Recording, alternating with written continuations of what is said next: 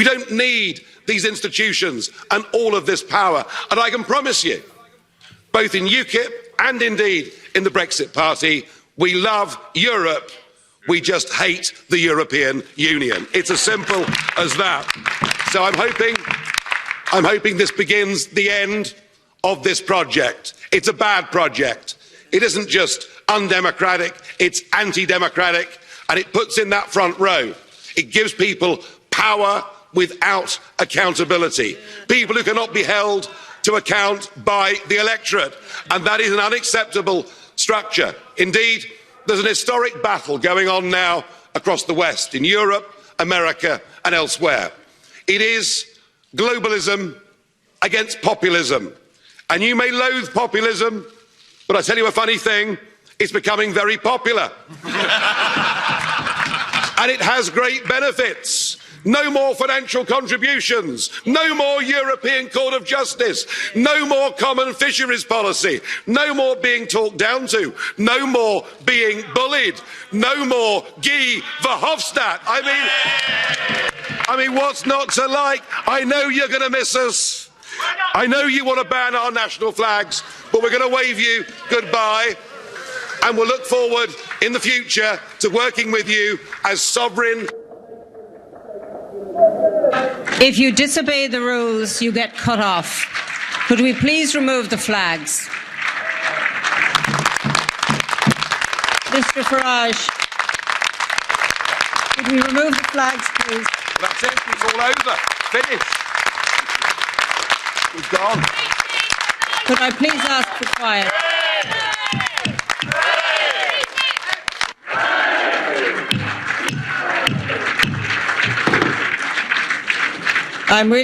Please sit down, resume your seats, put your flags away, you're leaving, and take them with you if you are leaving now. And goodbye. Can I just say, if I may say, just in a slight reference, the word hate was used in the last contribution. And I really think, given what we listened to prior to this, that we should not hate anyone or any nation or any people. We hate the European Union. So there we are. The basic message from the Vice Chairman of the Parliament was, take your flags, meaning our little Union Jacks, and go. I thought, what a perfect opportunity to get up and walk out, which I did. Now, Guy Verhofstadt, who I did have a little laugh about in that speech, who I know to LBC listeners, is somebody who incites great passions, I think, on both sides of the argument. He, of course, has been the European Parliament's chief negotiator, working alongside Michel Barnier. So I think what he had to say today is worth listening to. It is indeed a sad issue. Sad to see a nation leaving, a great nation, that all of us have given so much. I mean culturally, I mean economically, I mean politically, even its own blood in 2 world wars. It's in fact sad to see a country leaving that twice liberated us, twice given its blood to liberate Europe. But that doesn't mean that we don't have a responsibility to make sure that the union to which they will return will be another union, effective and more democratic. So, and that's my last sentence as rapporteur, Mr. President, thank you for the support. So this vote is not an adieu. This vote, Mr. President, is in my opinion only an au revoir. Thank you very much. Well, the nice thing there was, and I've never heard it before in my 20 years, I really haven't, but Verhofstadt, to be fair, did acknowledge, and because he was the Prime Minister of Belgium, you know, he did acknowledge, actually, that the Brits had shed a lot, and not just them, but their Commonwealth too, had shed much blood so that Belgium and the rest of Europe could be free. It was actually nice to get that acknowledgement, but he thinks we're going to return. I don't think that. I think that 11 p.m. this Friday, the 31st of January, 2020, marks the point of no return. There will be no coming back. Well, then we moved to the vote. Did we approve the UK leaving or not? Now, this wasn't a vote that could have stopped Brexit. It was a vote, do we leave on Friday, you know, with what's on the table, or do we just leave with no deal at all, which, whilst I would have liked it, isn't very realistic. So let's hear the President of the European Parliament, Italian MEP David Sassoli, announcing the result. Colleghe e colleghi. Ladies and gentlemen,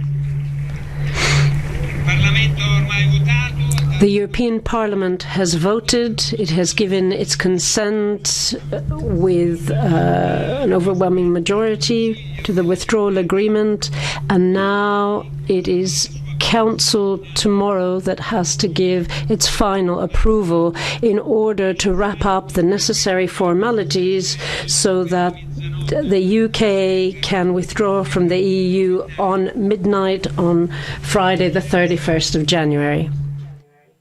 So there it was, 621 votes to 49 votes, one of the very few times I found myself in the majority. There is some signing, some signatures tomorrow from government ministers from all over Europe.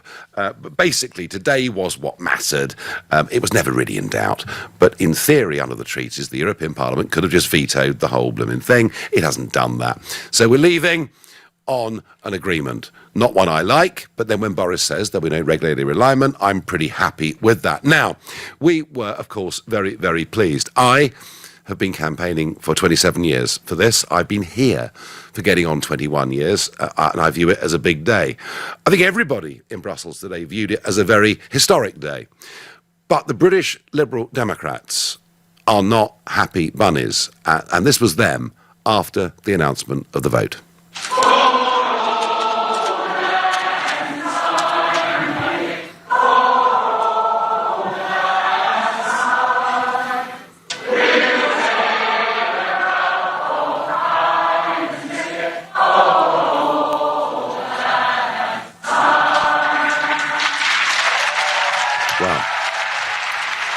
So that was the Liberal group in the Parliament, led by the British Liberal Democrats.